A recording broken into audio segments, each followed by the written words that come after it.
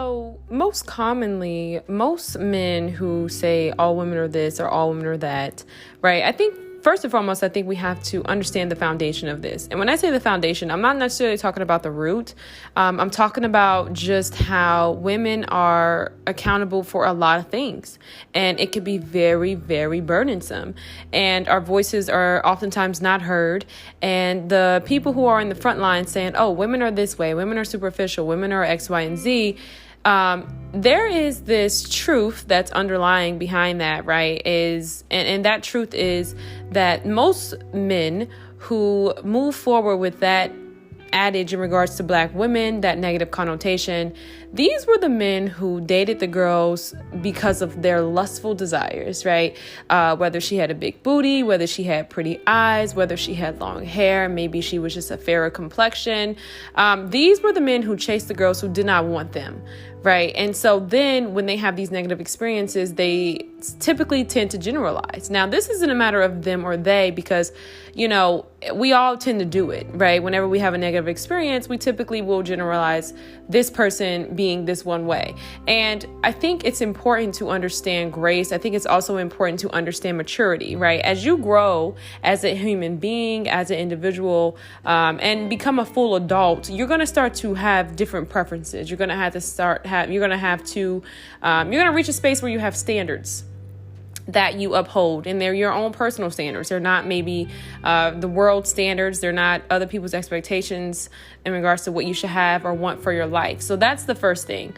Another thing too is to understand that this relational dynamic, I said it initially and I'll say it again, I definitely think 100% there is this satanic attack on African American relationships and marriages and just the whole nine. Our community is just really, really at a space of uproar right now.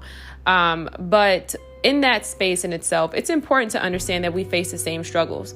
Pain used to be a place where Black people actually connected and where we related to one another. It was our pain, right, from slavery, from oppression, to overcoming just colors and whites and just all of the segregation. It was that space right there in the middle where we would meet in our homes, in our churches, where we had love for one another, where we had compassion for one another, where we raised each other kids, where we had a sisterhood, right, where we stood together as Black men and Black women. It was that pain that was our sense of relation. Now we're in this space where everybody is coming from this space of, oh, you need to be healed, you need to be perfect, right? We live in an Instagram type world. And so there's this depiction of perfection that has completely eradicated what our relationships look like. I said it again, and I said it before, and I'll say it again. In a previous podcast episode, I spoke to you guys about how Black men and Black women never had a relational dynamic that allowed for a Black woman to be a stay-at-home mother. That was never, ever our history. The detriment of this new wave of technology is that information is being disputed at a rapid rate. And unfortunately, people just are not really aware of where it's coming from, right? You don't really know who's generating the memes, who's generating this mass content. You're seeing 30-second clips. Nobody's really taking the time to watch the full interview or to do a little bit more research on the person who is coming to the forefront with this said knowledge, right? And so because we don't really have a true understanding of our history, because it's kind of been scattered, because we just haven't really taken the time to indulge, if I'm being honest, we don't realize that was never a relational dynamic for us, right? Black men and Black women always had to work. That was just what it was, from slavery to so forth, whether it was, a mother who stayed at home with her kids, who worked in the tobacco field for the family, or she was in ministry, or, she had a hair salon moving forward into more progressive times. Like, that has always been a thing, right? We have never had a relational dynamic unless, you were the exception. And, back in the day, your father was probably the only Black surgeon or the only Black radiologist or the only Black anesthetic technician, right, in the hospital, to where maybe your mother in that space could afford to be a stay-at-home mother. And even still, she probably was a school teacher, right? It just is one of those things where that was never a relational dynamic. So it's understanding the boxes we've been put in. It's understanding the spaces in which we've been put in. And it's recognizing that, okay, this is not a matter of you against me. This is a matter of they against us, right? And this isn't to say we want to go to war with they or them, but this is to say that, hey, they have put systems in place to attack us, and let's not be our own enemy. Let's understand that we're on the same team.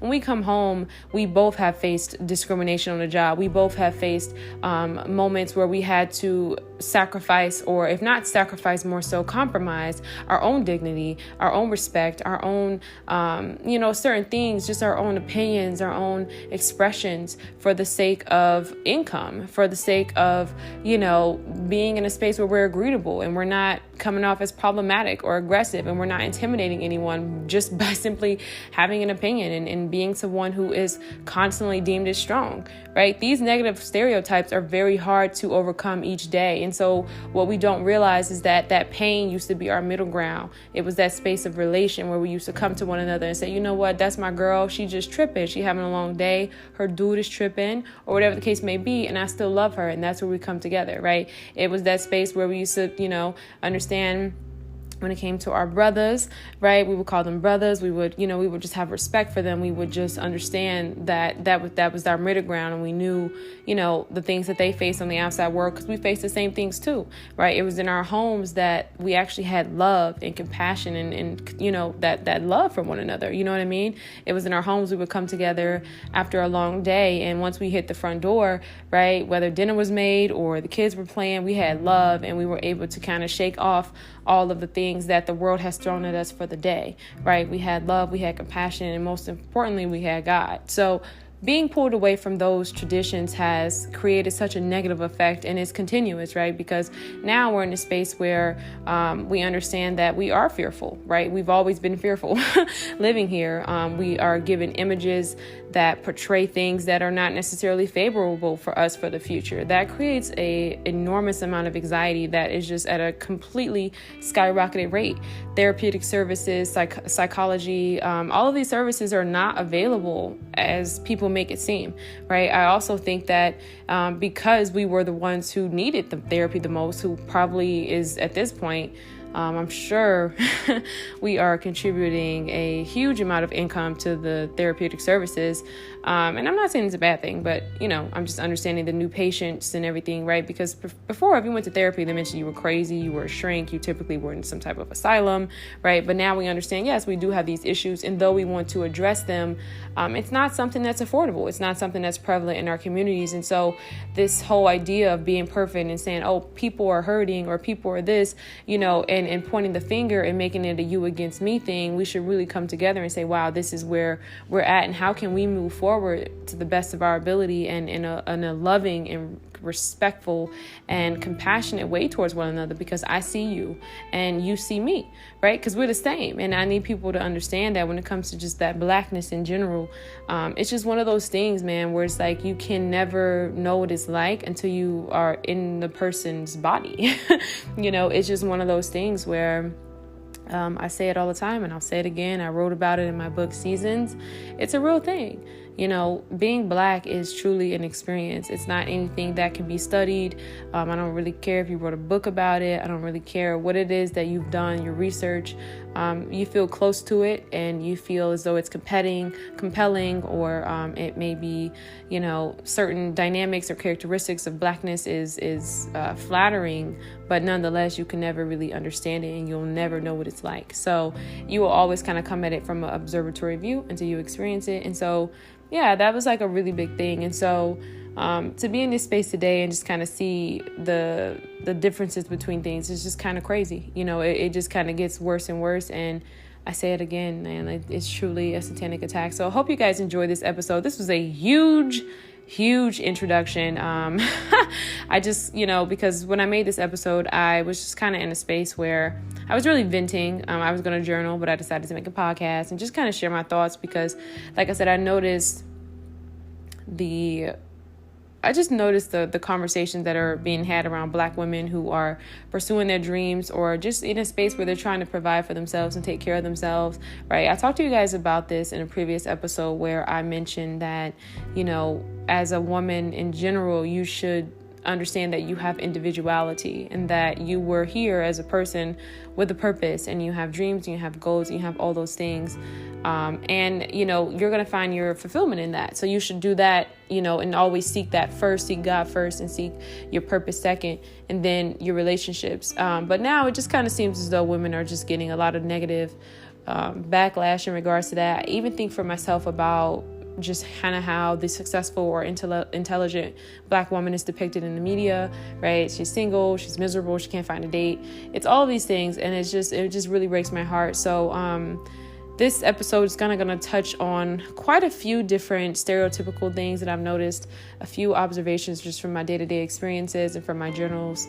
It's not completely together, but I look forward to having this conversation in depth further on. And, you know, at this point, I hope that this was insightful. And, you know, I hope that with this understanding or with this newfound wisdom that, you know, I don't know, just don't let it be in vain. You know, take heed to the insight that I do provide on these podcasts, because I really try to come from a space that's loving and, you know, truthful. You know what I mean? So if you can make some adjustments in just even your relationship or how you see the next person, just try to be a little bit more compassionate, you know. And I'm never here for being a doormat for anybody.